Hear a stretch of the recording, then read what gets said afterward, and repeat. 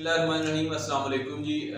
Welcome करता हूँ आपको अपने यूट्यूब चैनल पर। आज हम जर्नल डिस्कशन करेंगे एक आम अवामी लहजे में, लबो लहजे में आम अवामी गुफ्तगू करेंगे जिससे एक दो लोग मुस्तफ़ीद हो सकें, इस्तिफ़ादा कर सकें। मैं आपके एक्सपीरियंस से बेनिफिट करूँ और आप मेरे एक्सपीरियंस से बेनिफिट करें।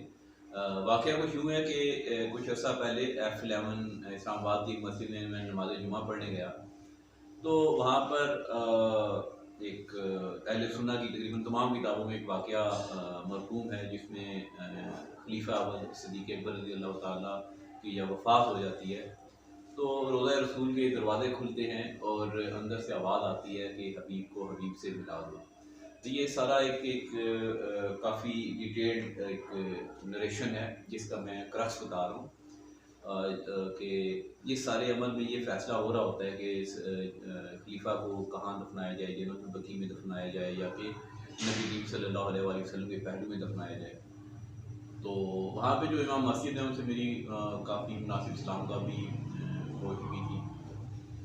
तो उन्होंने बहुत डिटेल्ड जुमे के खुतबे में ये वाक़या सुना दिया जी कि सिद्दीक़ अकबर की वफ़ात रज़ी अल्लाह तआला की हुई और उसके बाद रोज़ा रसूल के दरवाज़े खुले और वहाँ से आवाज़ आई। अब जब जुमे के बाद जुम्मा ख़त्म हो गया तो वो सहन में खड़े होकर सब नमाजियों से मिलते जुलते हैं। तो मस्जिद में के हाते में खड़े होके मेरी कारी साहब से थोड़ी सलाम दुआ हुई कि कारी साहब अब कुछ किताबों में ऐसे लिखा है जी कि नऊज़ुबिल्लाह खलीफा सानी उमर रज़ी अल्लाह तआला ने दरवाज़ा तोड़ा जिसकी वजह से बीबी फातिमा के घर का दरवाज़ा तोड़ा और वो सारा एक डिटेल्ड वाक़या है। तो इसके ऊपर अहले सुन्ना के जो उलमा है उनका ये मौक़िफ़ है जी कि दरवाज़े उस ज़माने में होते नहीं थे। कारी साहब ने कहा जी बिल्कुल ऐसा ही है। तो मैंने कहा जी कि ये आपने जुम्मा के खुतबा में जो रोज़ा रसूल के 2 दरवाज़े खोले, पूरे पट खोले, हाथों से इशारा भी किया, ये दरवाज़े कहाँ से आए?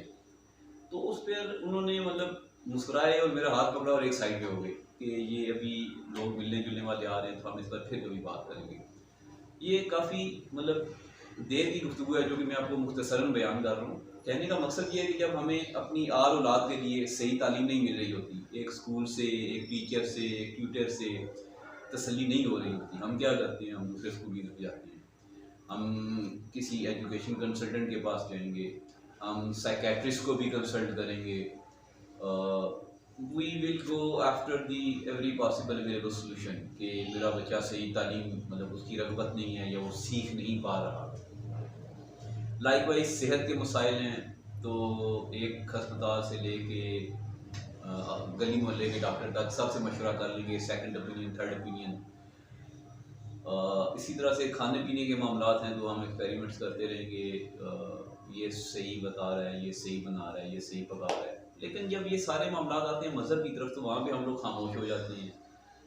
एक तरफ तो मौलवी साहब ने खुद को अपने अदब और एहतराम और तकद्दुस के उस सिंहासन पर बिठा रखा है कि जिस पर वो किसी को अपने करीब नहीं आने देते, और दूसरी तरफ हम लोगों की गलती है।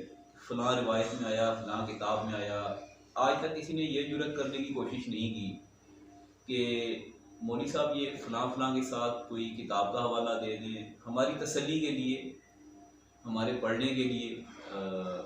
और इल्म की फरावानी का ये हाल है कि आज भी किसी मौलवी के पास बैठ के आप किसी मोबाइल एप्लीकेशन की बात कर लें, फ़लाँ एप्लीकेशन में कुरान ठीक है, नहीं आपने आलम दीन के पास बैठ के सीखने और आलम दीन के और उलमा के और जो मदारस के हालात हैं अल्लाह माफ़ करे वो भी बयान करने लायक नहीं है।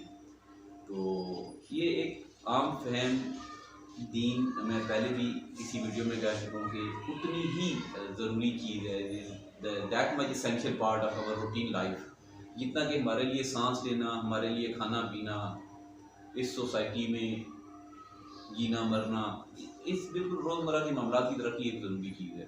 तो इसके लिए हमें खुद भी दो करनी चाहिए, सीखना चाहिए, सिखाना चाहिए और उस मुमकिन हद तक ज़ुबान से भी रोकना चाहिए जिस हद तक फितना या फसाद फैलने का ख़तरा ना हो, दूसरे की दिल आज़ारी ना हो और इस्लाह की गुंजाइश मौजूद रहे। मैं सबसे ज़्यादा एक चीज़ पे एम्फोसाइज़ करता हूँ, ज़ोर देता हूँ इस बात पे, मैं सबको अपने करीब के लोगों को भी ये बात कहता हूँ कि खुदारा ऐसी सख्त बात नहीं करनी चाहिए जिसमें कि अंदेशा हो जी कि एक मैं सही मुसलमान रह गया और दूसरा खुदा न खास्ता इस्लाम के दायरे से खारिज हो गया। बहरहाल आप सबके लिए नेक तमन्नाएँ, ढेर सारी दुआएं, अपना ख्याल रखिएगा और चैनल लाइक करें, सब्सक्राइब करें, शेयर करें। व्यूज़ की बहुत शिद्दत से ज़रूरत है। थैंक यू सो मच और अल्लाह हाफ़िज़।